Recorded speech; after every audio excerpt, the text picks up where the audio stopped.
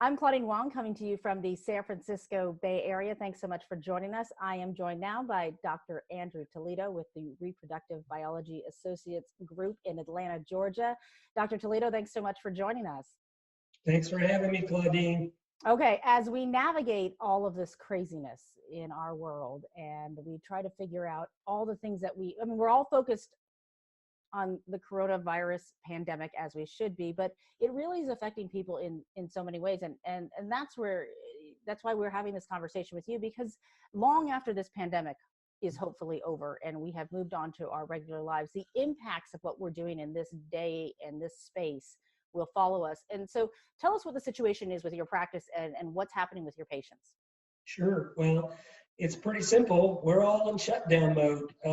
The American Society of Reproductive Medicine, who we sort of use as our guiding light, basically came out with an edict around March the 17th that said, until we know further what's going on with this COVID-19 crisis, that we should not be putting new patients into treatment cycles. They allowed us to finish patients, thankfully, who are in treatment cycles. And as you can imagine, if a patient is on all those fertility medicines and has spent all this time, money, and effort on monitoring, and she's ready to go, thankfully, we did not have to cancel those patients. We gave them the option, of course, but we said, you can go further or you can stop. And I will tell you, the vast majority went further.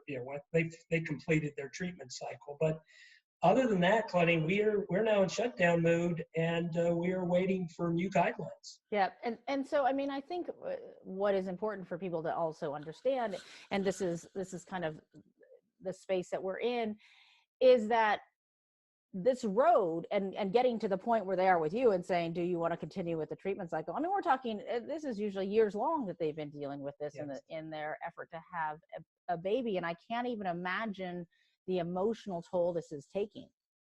It is crazy because on the one hand, there's a lot of fear, and we all know what's going on out there, or maybe I should say we don't know what's going on because we don't have enough data to know what is the impact of COVID-19 on a pregnant patient, whether she's been through infertility or not. We don't know what the outcome in the babies born from these pregnancies is. We've got we've got some preliminary data that looks encouraging, but again, some more recent data coming out may prove to the contrary. And so we're in this we don't know phase, but we also know that the clock is ticking. The majority of our patients are in their latter years of reproduction. So they're fighting the clock versus what's the right thing to do scenario. And I just feel for these couples and what they're going through. My heart goes out to all of them because we're in a great state of confusion right now. Right. I mean, this is elective, right? They don't have to do it. They're not, and certainly when you talk about the impacts, I think about that, obviously with Zika, right? That was the big one with the impact it had on pregnant women and really the babies that they had and the health effects of having the Zika virus. But in terms of when you're putting everyone on hold, what does that do to chances? What does that do, depending on what age they're in? And I mean, are they feeling like I can wait a month and that's not a big deal. I can wait 2 months, no big deal. If I wait 6 months, if I wait a year, right. Now we've really changed some stuff. Yeah. Oh yeah. And again, it all is according to the age and the reproductive potential of that particular patient. The younger patient who has good, what we call in our vernacular, ovarian reserve, is going to have a greater window of opportunity or be able to withstand the delay versus a patient who's latter in her reproductive years and whose reproductive ovarian potential is lower. So for that patient, the older patient with lower ovarian reserve, it's month to month, and you can imagine she's the one in crisis versus the younger patient. Now, I'll tell you too that you also have to look at where are they financially. Let's assume that the patient coming through has, at least for the moment, had some kind of coverage from her insurance. God only knows what's going to happen when this is all over. Will that coverage still be there? Will they lose their coverage? I mean, there's so many unknowns that we're fighting right now, and it's a scary time for there are over 7 million million patients out there that are waiting and that are going through treatment, and they're in limbo. They're in absolute limbo. Does it feel like, and I wonder if it feels like to them that they can't even also feel like they can't complain about it, right? And there's some part of that where they're like, I get it, but I've had this huge dream that I've been trying to realize for a long time. And, we had sort of talked about that, whether it's the kids who wanted to go to senior prom, or it's, the college graduation, or it's whatever is being cut short is stolen from people right now because of Corona. That it's not as important as someone losing a member of their family, and the people who are suffering and alone in hospitals because none of their family can visit them. Obviously, it's not one versus the other, but I wonder if there's this emotional toll that to not even, like, if you say, oh, I'm so upset about this, you're kind of setting yourself up for someone to say, oh gosh, Exactly what you just said. I right before we started this interview, I was talking to one of my patients who had been already delayed due to other circumstances, and she gets it, she understands it logically. It makes sense to get more information before she goes forward, but on a purely gut emotional level, she's devastated. Claudine, she's devastated because she was emotionally ready to go forward. She was excited about going forward, and you can't take that away, just like you can't take all the disappointment from, let's say, the Olympic athletes who have trained and all of a sudden are having to wait, or all the people that have been put off. Yes, and when you put it in perspective, they're not in the ICU on a ventilator or losing someone on one of those ventilators, so it is relative, but it doesn't take away from the emotional hurt and drain. And these people have been traumatized when they've been through what they've been through, and they now have to once again put the brakes on treatment. It's not an easy pill to swallow, and again, we are all very sensitive to this. We're all trying to do the right thing, but I will tell you, doing telemedicine and talking to my patients, that for me is difficult because I like meeting with people in person. Right. And although this works, it's not how I envision taking care of patients. For them, it's tough not to be able to go forward in treatment. Is the telemedicine that you're doing, is it for the people who are in process to monitor them and make sure they're doing okay? And there's got to be some people that you have to see. Maybe they have to check. Maybe the eggs just took, or something was just happening, right? I can't imagine. You can't do telemedicine for that. No, yeah. We still have a team available to treat anything that's ongoing, any emergencies, just like any other good practice would have. The telemedicine is really for future treatment and saying, where do we go now? When you can go forward, here's what we're going to do, so that, God willing, we can move rapidly to treatment. I just told the last patient I was talking about that, given that she had to stop where she was not in active treatment. As soon as we're allowed to, we're going forward with treatment, and she'll come to the front of the line, as you can imagine. Yeah. Is there when you're talking about the lockdown, how much does it spread throughout your state? And are you hearing from people who say, well, can I go next door? Can I go somewhere else? And can I travel so that I'm not losing this opportunity? Because it does feel like it keeps extending. Are you hearing that from patients? No, I think most people realize that almost the entire nation, fertility-wise, is in shutdown mode. There are very few exceptions, and all of us in the big centers are in the same boat as you are in San Francisco. Even though your restrictions in California are different than Georgia, we're pretty much following the guidelines of the American Society of Reproductive Medicine, and only in very significant, exceptions will that, vary. For instance, I will tell you that if we're faced with a patient who is, let's say a young patient who's getting ready to have cancer treatment, and she cannot, put off the treatment, and she needs to do some kind of fertility preservation, that patient is probably going to be able to go forward, or else she's going to lose her opportunity completely Right. If in it the shuts it process. down, yeah. Whereas a patient who's, got some wiggle room here time-wise, she'll be disappointed, but she'll have to wait until, some better guidelines come into place. So When it do really is very patient to patient specific. when do you expect those guidelines? I mean, it Sure. changes so quickly, and they may set guidelines on Friday, and Yeah, then 3 days later say, you know what, that's not really going sure. to work.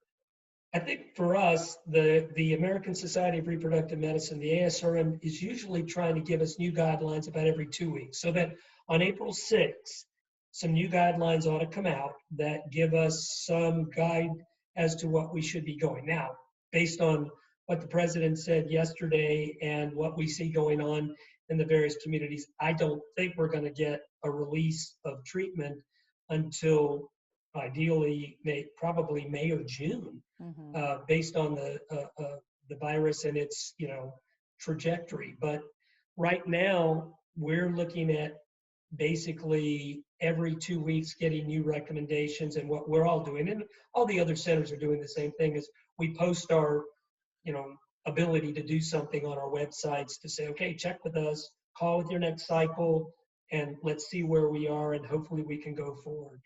You gave the number 7 million. So in terms of breaking that 7 million down to actual people, and Sure. I know, right? The advanced maternal age is technically right 35, and Yeah. and at what grouping, in terms of the impact Sure. of what you're having on all of these people, what's the grouping, in that space of how many are having You the mean in terms of who who's that gonna have that 7 big million that impact, yeah, of like what percentage of those people are maybe in that final space where oh they, well, I'd say at least 30% of that 7 million are in that group of older, less ovarian reserve, because as you know, the age of treatment has of course increased as couples have waited to attempt pregnancy.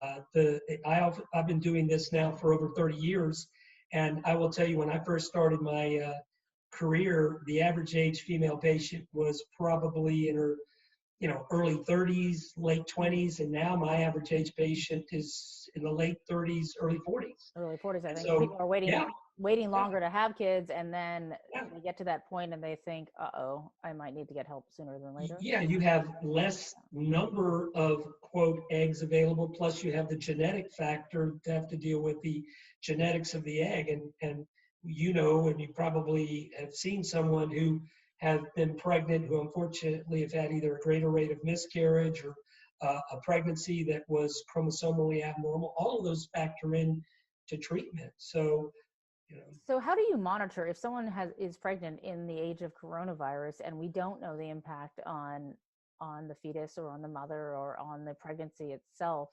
How do you watch them more carefully? I mean, are you looking for the same symptoms? Are you looking at the baby differently? Are you doing, I mean, there's so little testing just in general, because we're still trying to wrap our heads around this virus and what it can do. right. How do you help them? And you've got to eat, there's got to be whatever anxiety that people had, right? Once they are pregnant and they've struggled to get pregnant, to stay pregnant, to have a healthy pregnancy, this is just dumping on top of that. Sure. We're going to use the same kind of recommendations that are being, propagated by the CDC and the National Institutes of Health, which is when a woman is pregnant, assuming that she's developing symptoms, we're using the same symptoms. I mean, the theory is that a woman who is pregnant would be technically a little bit more high risk because the pregnant state may make her more immunocompromised. So we're going to look at her a lot more closely in terms of, is she running a fever? Does she have respiratory issues? Is she having anything else, dry cough, anything that would suggest that COVID-19 is a possibility? She's going to get evaluated and monitored more quickly than the non-pregnant patient, because she falls into that, high risk group. But do you think they relate to that high risk group? Because I know someone who is pregnant, who wasn't feeling well, who called their doctor like, well, you don't hit the parameters, because in the beginning, right, if you weren't just of a certain age, if you didn't have Right. certain health conditions, and so Now, I think, would you suggest, because if you hear that, you're like, nope, I'm sorry, you're pregnant, but you can't, unless you've, because some of those early parameters, nope, I have not been to a foreign country, I haven't done that, so I can't be tested. Now, do you think Yeah, I think now that we're getting some data, we've gotten data from, the Chinese experience, we've gotten some preliminary data here in the United States. I'm sure we're going to get data from Spain and Italy, all of which says that, the good news is pregnant patients seem to do well as compared to older patients or patients with hypertension, diabetes. I think the patient that's pregnant that you really have to watch out for are the patients that have other comorbidities like diabetes, hypertension, and other immunocompromised states like lupus, rheumatoid, things like that. That makes their immune system more susceptible to the virus. But I will say that the general pregnant state, if she's healthy, yes, we're going to watch her more closely, but we may not hit the panic button until maybe some of those respiratory symptoms start to develop. Because let's face it, that's what's unfortunately, causing all the disaster right now is the respiratory compromise and the lack of ventilators. And is there any data about how it affects the fetus that you can point to? So far, the Chinese data was very reassuring in that the babies born from the women in Wuhan did not seem to have any signs of infection or problems. So far, the answer is no, but you probably heard over the weekend, at least in Chicago, there was an infant at age 1 that may have been exposed to COVID that passed away. And again, that's all I've heard. And yes, that one case, like we had a case in Southern California of a 17-year-old who had no underlying health symptoms. And so that certainly raises, are they an outlier, or are they, indicative of a bigger trend, kind of. Well, that's why the ASRM is so implicitly, dedicated to finding out what is happening. And yet, like you said, we're not going to be able to wait. We're not going to be able to put this on pause for 9 months. I mean, that is just impossible for infertile couples to wait 9 months, a year to look at the vertical transmission issue and the data that's going to come of this. We're going to have to use our best medical, intuition to figure out how best to treat this couple, because they can't wait for 6 months, 9 months, a year, like you said. On an aside, is there anything you can do, because you guys are shut down and not able to do these procedures, to help out with the other medical equipment and facilities that we seem to be so short of? You hit it right on the head. One of the reasons why ASRM asked us to cease and desist for a while is not to put any kind of drain on the PPEs, because when we do a treatment, sometimes we're using masks and gowns and gloves. And it's interesting you say that. In our facility, we actually have a room, a surgery room that has a ventilator, and we're ready to give it up because we're not using it right now.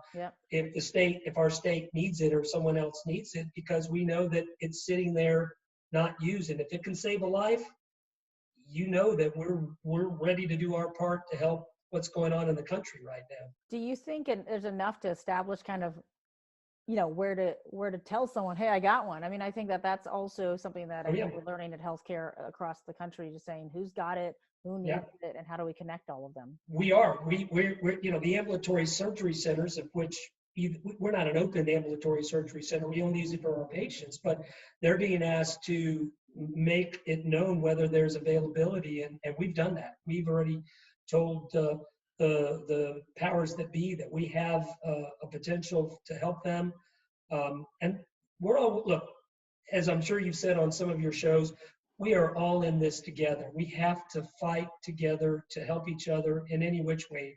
And if our patients right now can't benefit because we're in a shutdown, then how do we help other people? Well, we do that by not contributing to the problem, by making more people exposed, whether it's our healthcare workers or our patients, by not using up supplies, and by, of course, helping with the supplies that we have. And that's, I can tell you what, we're all ready to do. And I know everyone in your community is doing the same thing. So we are. It is nice to see everyone come together, you know, and I think that's the sense that if there's going to be a silver lining, it's going to be that community is going to come together and we're going to figure it out. So for the person who may be watching this, who was just about to make the call, was just about to say, I could use a little help, and I'm at the end of, we've tried, it's not working.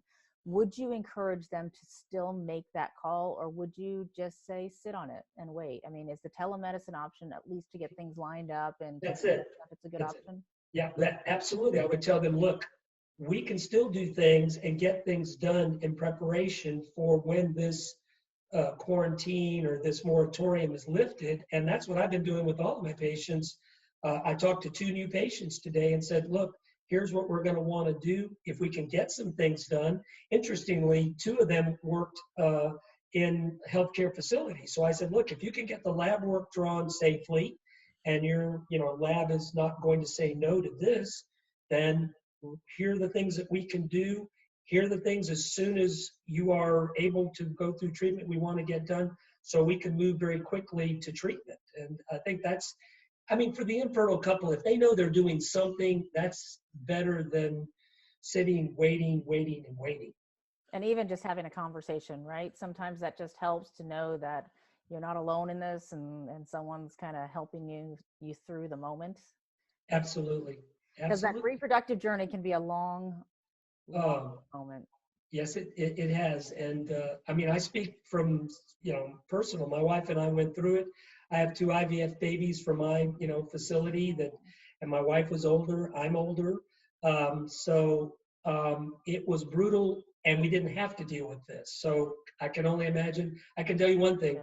If this were my wife and I going through it right now, I'd probably have to pull her off the walls because she is like you, like many other women who are very success driven, type A, and we don't like what we can't control, right? Yeah, and this is the hardest part is not being able to have any control over this. So, but I think there's a lot of good, things coming out there. All these, these streaming concerts and stories, and I have to say I've gotten a lot of inspiration from it to think out of the box. And well, think about if it happened 30 years ago, we would just be stuck in our house. Oh my gosh.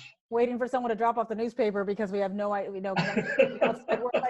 I always tell young people, right? I'm like, you have no idea how lucky you are to be able to connect. And I feel lucky to be able to connect, Absolutely. Even to have this conversation with you is great because it just gives us a space of that, or we are all in this together. All right. Dr. Andrew Toledo, coming from Atlanta, Georgia, from the Reproductive Biology Associates. Thanks so much for the chat. We really appreciate it. And we wish the best to all your patients who are trying to be patient in these very tough and trying times. Thank you, Claudine. And thanks for the time in the interview. Of course. And you can find more on this at the website coronavirusnow.com. Thanks so much for joining us.